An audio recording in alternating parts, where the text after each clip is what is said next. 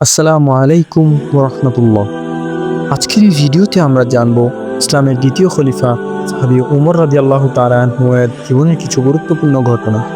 তিনি ছিলেন একজন যোদ্ধা, বিচারক এবং ইসলামের রাষ্ট্রের একজন শক্তিশালী নেতৃবৃন্দ। আসুন দেখি কিভাবে উমর রাদিয়াল্লাহু তাআলা আনহু জীবনের ইতিহাসে এক অনন্য স্থান অর্জন করেছেন। উমর রাদিয়াল্লাহু তাআলা আনহুর জন্ম ও প্রাথমিক জীবন। উমর ইবনে খাত্তাব রাদিয়াল্লাহু তাআলা আনহু 586 খ্রিস্টাব্দে মক্কায় জন্মগ্রহণ করেন। তিনি ছিলেন কুরাইশ বংশের উমাইয়া গোত্রের সদস্য এবং ছিলেন একজন শক্তিশালী ব্যক্তি। তার শৈশব ছিল কঠোর এবং কঠিন, যেখানে তিনি সাহস ও শক্তির মধ্য দিয়ে জীবনযাপন করতেন। তিনি ছিলেন এক পেশাদার ব্যবসায়ী এবং তার জীবন ছিল প্রথাগত আরব সমাজের অনেকের মতো। তবে তার হৃদয়ে ইসলামের জন্য কোনো জায়গা ছিল না, বরং তিনি ইসলামের সবচেয়ে বড় শত্রুদের একজন ছিলেন। উমর রাদিয়াল্লাহু তাআলা আনহু ইসলাম গ্রহণ। উমর রাদিয়াল্লাহু তাআলা আনহু এর ইসলাম গ্রহণে একটি বিস্ময়কর ঘটনা। ইসলামকে তিনি একদম অস্বীকার করতেন, কিন্তু একদিন তার মনের মধ্যে পরিবর্তন আসে। একটি ঘটনা থেকে জানা যায়, যখন উমর রাদিয়াল্লাহু তাআলা আনহু ইসলাম ধ্বংস করার উদ্দেশ্যে মুসলিমদের শত্রু হিসেবে এগিয়ে যাচ্ছিলেন, তখন আল্লাহ তাআলা তাকে হেদায়েত দেন। তার বোন ফাতিমা রাদিয়াল্লাহু তাআলা আনহু এবং জামাই সাঈদ রাদিয়াল্লাহু তাআলা আনহু ইসলামের পথে চলে গিয়েছিলেন। উমর রাদিয়াল্লাহু তাআলা আনহু গর্জন করে ঘরে ঢুকে গিয়ে তাদের কাছ থেকে ইসলাম সম্পর্কে জানতে চাইলেন। এটি ছিল তার জীবনের একটি মোড় ঘুরে যাওয়ার মুহূর্ত, যেখান থেকে তিনি ইসলাম গ্রহণ করলেন এবং রাসূল সাল্লাল্লাহু আলাইহি ওয়াসাল্লামের কাছে গিয়ে ইসলামকে গ্রহণ করলেন।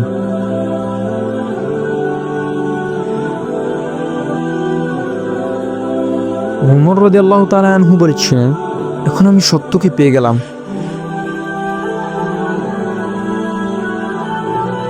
উমর রাদিয়াল্লাহু তাআলা আনহু 634 খ্রিস্টাব্দে আবু বকর রাদিয়াল্লাহু তাআলা আনহুর মৃত্যুর পর ইসলামিক খলিফা হন। তার শাসনামলে ইসলামী রাষ্ট্র বিস্তৃত হয়। তিনি ছিলেন একজন শক্তিশালী নেতা এবং শাসক। ওমর রাদিয়াল্লাহু তাআলা আনহুর শাসনে ইসলামী আইন এবং প্রশাসনিক কাঠামো প্রতিষ্ঠিত হয়, যার মাধ্যমে তিনি জনগণের জন্য ন্যায় বিচার নিশ্চিত করেছিলেন। তিনি প্রাদেশিক গভর্নর নিয়োগ করেন এবং সমাজের সব স্তরের মানুষের জন্য সহায়তা প্রদান করেছিলেন। ওমর রাদিয়াল্লাহু তাআলা আনহুর নেতৃত্বে ইসলামী সাম্রাজ্যে সামরিকভাবে শক্তিশালী হয়ে ওঠে এবং বাইজেন্টাইন ও সাসানিয়ান সাম্রাজ্যকে পরাজিত করে নতুন নতুন অঞ্চলকে ইসলামের আওতায় আনে। উমর রাদিয়াল্লাহু তাআলা আনহুর জীবনে একটি বিস্ময়কর ঘটনা রয়েছে, যা তার ন্যায় বিচার ও ইসলামের প্রতি অঙ্গীকার প্রমাণ করে। একটি বিস্ময়কর ঘটনা ঘটেছিল যখন তিনি একটি শহরে সন্নিহিত এক মিছিলে মুসলিম সেনা পাঠিয়ে দেওয়ার আগে তার একটি কঠিন সিদ্ধান্ত নেন। সেই মিছিলে সাধারণত জনগণের সাথে খারাপ আচরণ করা হয়েছিল এবং সে কারণে তিনি তাকে কড়া শাস্তি দেন।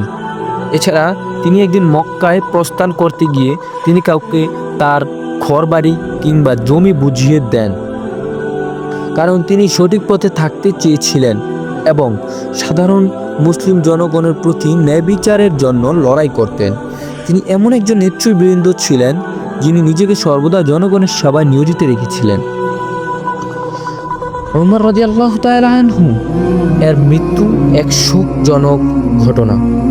644 খ্রিস্টাব্দে মসজিদে ফজরের নামাজরত অবস্থায় এক পার্সিয়ান খ্রিস্টান দ্বারা ছুরিকাঘাত হন।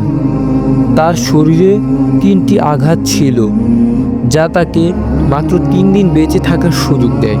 তার মৃত্যুর আগের দিন ওমর রাদিয়াল্লাহু তাআলা আনহু তার সন্তান হাফসা রাদিয়াল্লাহু তাআলা আনহুকে উপদেশ দেন, যদি কিছু হয় তোমরা আল্লাহর সাহায্য গ্রহণ করবে। তিনি নিজের জীবনের শেষ মুহূর্তে আল্লাহর কাছে পাপের জন্য ক্ষমা প্রার্থনা করেন এবং ইসলামী রাষ্ট্রের ভবিষ্যৎ নিয়ে চিন্তা করেন। ওমর রাদিয়াল্লাহু তাআলা আনহুর জীবন আমাদের শেখায় কিভাবে একজন নেতা সত্য, ন্যায় বিচার, ইসলামের প্রতি অঙ্গীকারের মাধ্যমে মানুষের হৃদয়ে জায়গা তৈরি করতে পারে। তার সাহস, নেতৃত্ব এবং ইসলামের প্রতি গভীর শ্রদ্ধা আজও আমাদের জন্য একটি পথ প্রদর্শক হয়ে আছে।